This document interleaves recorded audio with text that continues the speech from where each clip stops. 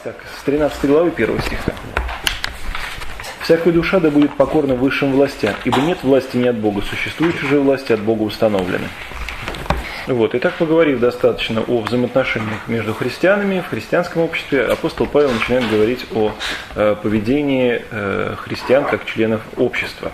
Вот, как нужно поступать. И здесь в 1 стихе он говорит о том, что всякая власть от Бога.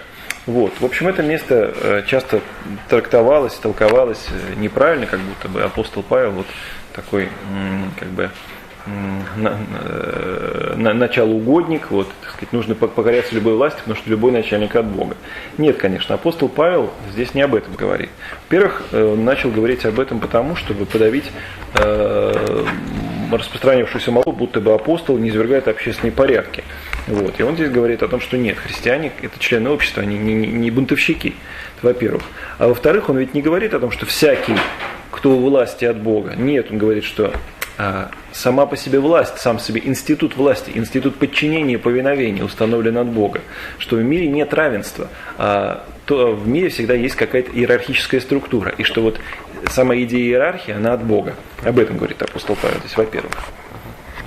И апостол Святой Златоуст, объясняя это место, еще дальше свою мысль простирает. Он говорит, что вообще безначалие везде есть зло.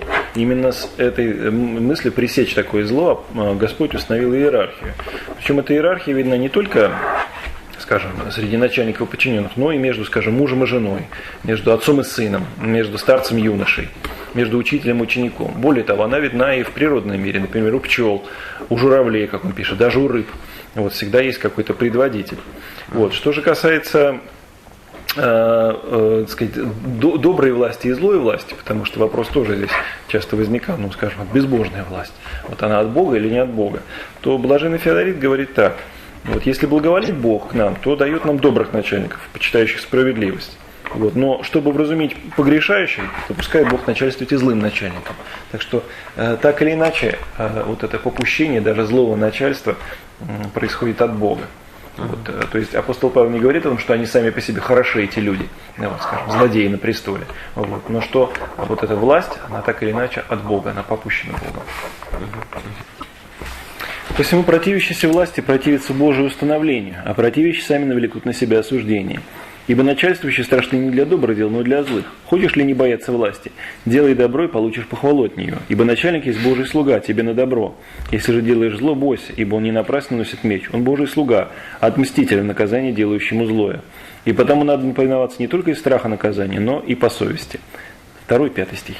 Итак, во 2-4 стихе апостол Павел говорит о том, что христиане, хотя и призваны к небесному царству, хотя и граждане иного града небесного, вот, а не земного. Тем не менее, как члены общества должны полностью исполнять те законы, которые это общество предписывает, и подчиняться тем властям, которые установлены в этом обществе.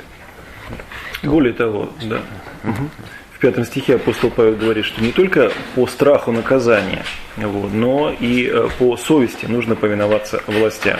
Вот, то есть мысль какая?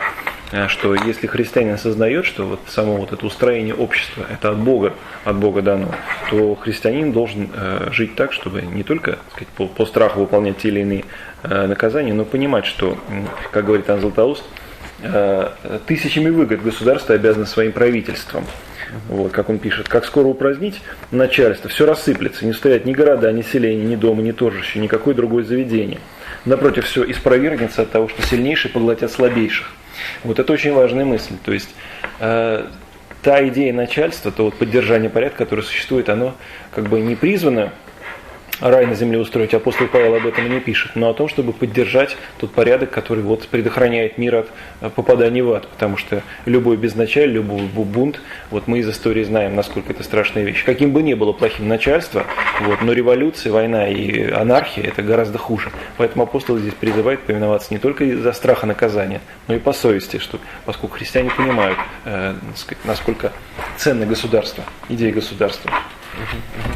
Для всего вы и подати платите, ибо они Божьи служители, сим самым постоянно заняты. Итак, отдавайте всякому должное, кому подать, кому оброк, кому страх, кому честь. 107 стих.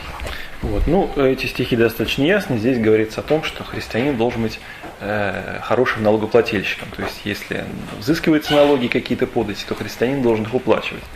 Вот. Но в целом, конечно, смысл всего этого отрывка гораздо шире. То есть, если вот этот отрывок с 1 по 7 стихи в целом посмотреть, ясно, что апостол Павел говорит о том, что христианин член общества, и поэтому не должен заниматься переустройством общества никаким вооруженным путем. Никакие идеи христианской революции и прочего насильственного переустройства общества апостол Павел отвергает, не принимает их. То есть христианин член общества и должен преобразовывать это общество изнутри своим добрым поведением, добрым примером христианским, а не браться за оружие. То есть это место, конечно, оно в этом смысле очень важное. Вот, на этом на сегодня позвольте закончить. Встретимся в следующем неделе.